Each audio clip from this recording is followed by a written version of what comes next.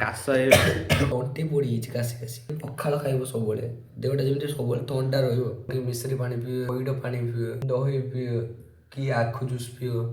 ତ ହ୍ୟାଲୋ ସାଙ୍ଗମାନେ, ପୁଣି ଥରେ ଆପଣମାନଙ୍କୁ ମୋ ଚ୍ୟାନେଲକୁ ସ୍ୱାଗତ। ତ ମୁଁ ସୋନୁ, ଆଜିର ବ୍ଲଗ୍ ଏଇଠି ଆମ ରୁମ୍ରେ ଷ୍ଟାର୍ଟ ହେଉଛି। ତ ଏଇ ପିଲାଟାକୁ ଦେଖିପାରୁଥିବେ, ଇଏ ହେଉଛି ମୋ ରୁମ୍ମେଟ୍ ସୌମ୍ୟ। ୟାକୁ ଭୟଙ୍କର ରୋଗ ହେଇଛି ଲିଭର ଜଣ୍ଡିସ୍। ବହୁତ ଦିନ ପରେ ଆସିଲା ମେସ୍କୁ, ତେଲ ମସଲା କିଛି ଖାଇପାରୁନି। ଆଉ ପଖାଳ ଭାତ ଆଉ ଦହି ପକେଇକି ଖାଉଛି। ସବୁବେଳେ ଥଣ୍ଡା ଜିନିଷ ଖାଇବା ପାଇଁ ଡକ୍ଟର ତ କହିଛନ୍ତି। କାକୁଡ଼ି ଆଉ ଭାତ ଦହି ଆଉ ମୋ ବଡ଼ି ନେଇଗଲା, ମୋ 4 ପିସ୍ ବଡ଼ି ନେଇକି ଖାଉଛି। ଆଉ କ'ଣ କହିବି, କାଲି ତ ଆମ ଏକ୍ଜାମ୍ କାଲି କ'ଣ ହେଉଛି ହଉ। କାଲି ଏକ୍ଜାମ୍ କ'ଣ ହେବ ସୌମ୍ୟ? ଇଏ ମୋ ପଛପଟେ ବସେ ହେଲା, ଏତେ ପାଠ ଦେଖାଏ ମୋତେ, ମୁଁ ଲେଖିପାରେନା।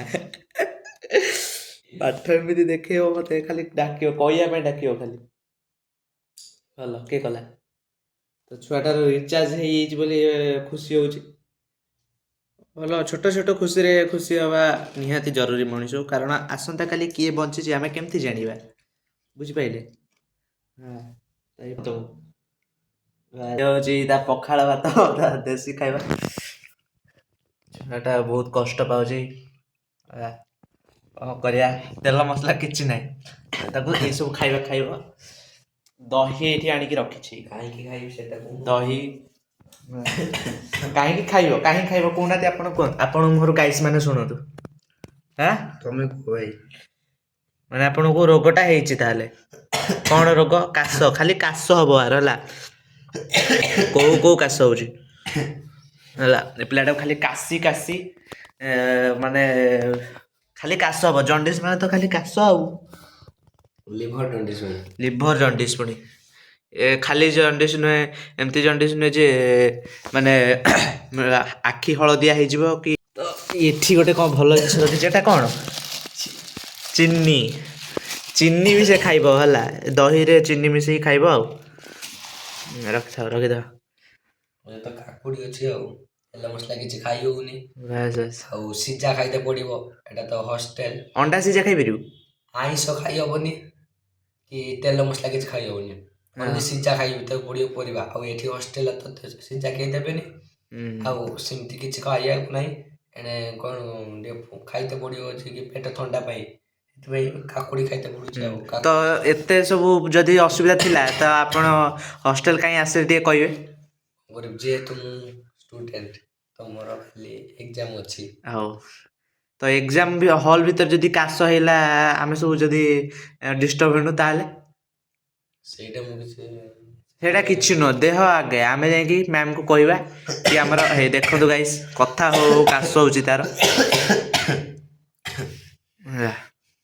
ପୁରା ଦେହ ପୁରା ସିରିୟସ୍ ହେଲେ ବି ପାଠ ପଢ଼ାକୁ ସେ ଆଡ଼େଇ ଦେଇନି, ବହୁତ କଷ୍ଟରେ ଆସିଛି। ତ ଖାଆନ୍ତୁ ଆରାମସେ ଖାଆନ୍ତୁ।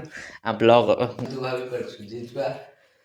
ବାଇରେ ସବୁବେଳେ ସେଇ ବାହାରେ ଖାଇ ତୋର ଦେହଟା ଖରାପ ହେଇଛି। ସବୁବେଳେ ଫାଷ୍ଟ ଫୁଡ୍, ଆଜି ବିରିୟାନୀ କତରୁ ନେଇକି ସବୁ କିଛି ସବୁଦିନ। ହଁ, ସେ ବାହାରେ ଖାଇକି ହିଁ ତୋର ସେଇଆ ହେଇଛି। ଆସିବ ହଷ୍ଟେଲ ଥରେ ଆସିଲା, 7 ଦିନ ହେଲା ଆମର ଖାଇବା ଦିଆ ହୁଏ। 7 ଦିନ ବାହାରେ ଖାଇଲା, 7 ଦିନ ମାନେ ମିଛୁଟାରେ, ମାନେ ତାର ଇଚ୍ଛା ନଥିବ ହଷ୍ଟେଲ ଖାଇବାର ଇଏ ହେଲା। ମୁଁ ଆଣିବି ଖାଇବା ପାଇଁ, ଖାଇବା ଆସିବ ମୁଁ ଆଣିବି, ତାକୁ ଡାକିବି, କହିବ ହଁ ଯାଉଛି, ଥାଳି ନେଇକି ଯାଉ ପଳେଇବେ। ଆଉ କହିବ ହେ ସେ ଗଲା ପଳେଇଲା, ହଉ ଛାଡ଼ କ'ଣ କରିବି, ମୁଁ ଖାଇପାରୁନି, ଏମିତି ମିଛୁଟା ନାଟକ କରିବ। ତାପରେ ପଳେଇବ ଖାଇବା ପାଇଁ। ଯାଇକି କ'ଣ ଖାଉ ଯାଇକି କ'ଣ ଖାଉ କହ? ବିରିୟାନୀ, ଡେଲି ବିରିୟାନୀ ଖାଇଲେ ଆମ ଦେହ ଭିତରେ ନିହାତି ଖରାପ ହବ। ତ ସେଇଥିପାଇଁ ତାର ଏମିତି କାଶ ବାସ ହଉଛି। ସନ୍ଧ୍ୟାବେଳେ ତେଲ ଭାଜି, ଦିନରେ ବିରିୟାନୀ, ଆଉ ରାତିରେ ଫାଷ୍ଟ ଫୁଡ୍, ଏଇସବୁ ଖାଇକି ତା ଅବସ୍ଥା ଏଇଆ। ତ ଭାଇମାନେ ଯୋଉମାନେ ବି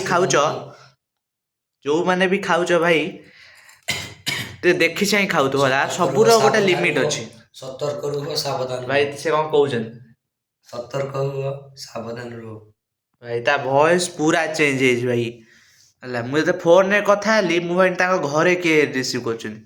ତ ଭଏସ୍ ପୁରା ଚେଞ୍ଜ, ଦେହ ପୁରା ସିରିୟସ୍ ମୋ ସାଙ୍ଗର ହେଲା। से बिरियानी खाई फास्टफुड खाई ता देह एमती खराब तो गाइस मैंने प्लीज दयाकोरी आपण मैंने कहीं भी खातु नहीं कारण मुझे चाहूनी कि मो सब्सक्राइबर्स मैंने एमती रोग पड़तु तो मो कथा निहाती रखतु भाई तो फास्टफुड जी दिने हॉस्टेल खाଇବା एते खराब हुए खाएनी बाहर जाई खाए सी आसी कौन खाଉଛି से आसी खाଇବା खाଉଛି पखाଳ ତାଙ୍କୁ ବଢି ଆଉ କିଛି ନାହିଁ ଭାଇ ମଣିଷ ବହୁତ ଏମିତି ମଣିଷ ଅଛି ଏଇ ସବୁ ଖାଇବା ମିଳୁନି ତ ଏଇ ଖାଇବାକୁ ନିନ୍ଦିଆ କଥା ନୁହେଁ ସାଲାଡ କରିଥାନ୍ତି ଗାଜର ପାଇଲିନି କେବଳ କାକୁଡି ପାଇଲି କାକୁଡି ପାଇଲି ଛୁରୀ ପାଇଲିନି କାଟିବା ପାଇଁ କାମୁଡି ଖାଉଛି ତ ଏଇଭଳିଆ କିଛି ପରିସ୍ଥିତି ମୋ ସାଙ୍ଗର ହେଇଯାଇଛି ତ ମୁଁ ଦେଖୁଛି ହେଲେ ମୁଁ କିଛି କରିପାରୁନି ଯଦି ଟଙ୍କାର କିଛି ସାହାଯ୍ୟ ଥାନ୍ତା ମୁଁ ନିହାତି କରିଥାନ୍ତି ହେଲେ ଏଟା ଦେହ ଟଙ୍କା ଥାଇକି ବି ଦେହର କିଛି ଆମେ କରିପାରିବାନି ଆମେ ଯିବା ବୁଲିବା ପାଇଁ ଆଉ ବହୁତ ଶୀଘ୍ର ଭଲ ହେଇଯାଅ ହେଲା।